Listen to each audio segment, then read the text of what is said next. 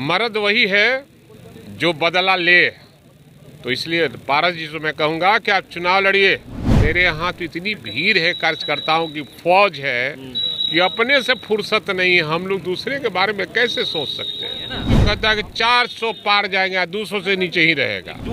एकदम इंडिया गठबंधन all is well. RJD संसदीय बोर्ड की बैठक बुलाई जाती है। बैठक से बाहर निकलते हैं आरजेडी के वरिष्ठ नेता हैं, विधायक हैं भाई वीरेंद्र। क्या कुछ फैसला लिया जाता है बैठक में?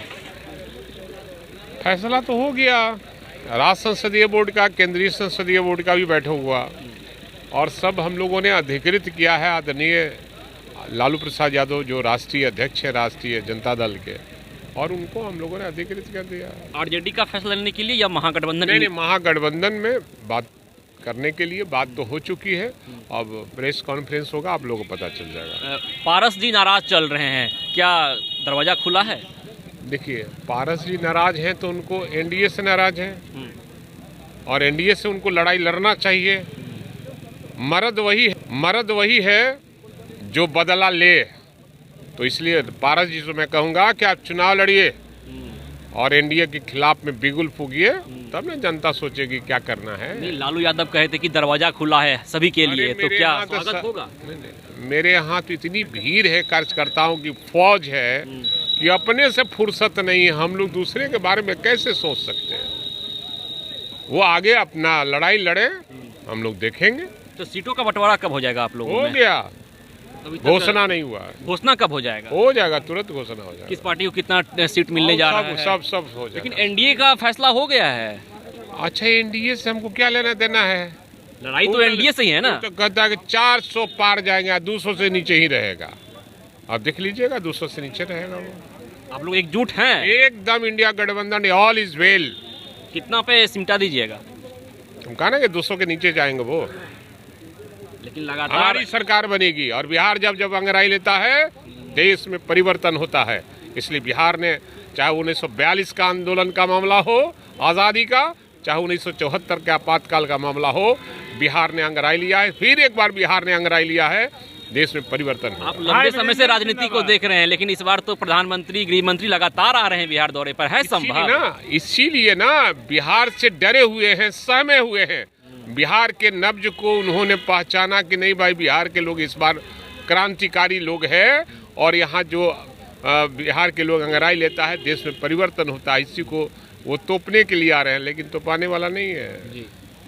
तो देखिए, राबड़ी आवास में आरजेडी संसदीय बोर्ड की बैठक बुलाई जाती है और इस बैठक में आरजेडी के तमाम नेता पहुंचते हैं। फैसला लिया जाता है कि लालू प्रसाद यादव ही फैसला लेंगे कि क्या कुछ आगे होने जा रहा है, किस दल को कितना सीट मिलेगा और कौन से प्रत्याशी किस जगह से चुनाव लड़ेंगे, ये सभी फैसले लालू यादव लेंगे।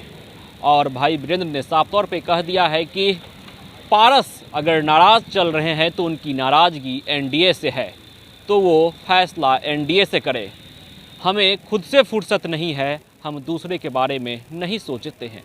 लेकिन लालू यादव ने इसके पहले कहा था कि आरजेडी का दरवाज़ा सभी के लिए खुला है। तो देखना दिलचस्प रहता है कि आगे की कहानी क्या कुछ निकल कर सामने आती है, क्योंकि पशुपति कुमार पारस का पत्ता एक तरह से साफ हो चुका है। एनडीए में सीटों का बंटवारा हो गया, लेकिन राष्ट्रीय लोक जनशक्ति पार्टी पशुपति कुमार पारस की पार्टी है और उन्हें हिस्सेदारी नहीं मिलती है।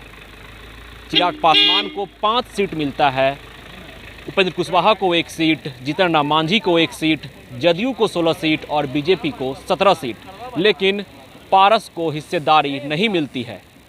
और जिस तरह से लालू यादव कहते हैं कि दरवाज़ा खुला हुआ है, तो एक यह समीकरण जरूर तैयार होता है कि पारस महागठबंधन में शामिल हो सकते हैं या फिर निर्दलीय उम्मीदवार के रूप में हाजीपुर से अपनी दावेदारी पेश कर सकते हैं। क्योंकि पशुपति कुमार पारस की पार्टी की ओर से यह बयान लगातार जारी किया जा रहा है कि हम हाजीपुर सीट से चुनाव लड़ेंगे और ज़रूर लड़ेंगे। तो देखना दिलचस्प रहता है कि आगे बिहार की राजनीति किस ओर रुख करती है।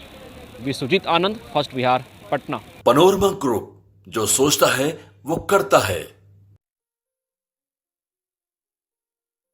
ये लो, मुंह मीठा करो। आज मैंने अपना जॉब छोड़ दिया, अब हम पूर्णिया वापस जाएंगे। जॉब छोड़ दिया है? मतलब ये घर कैसे चलेगा, हम करेंगे क्या और माँ बाबूजी क्या बोलेंगे?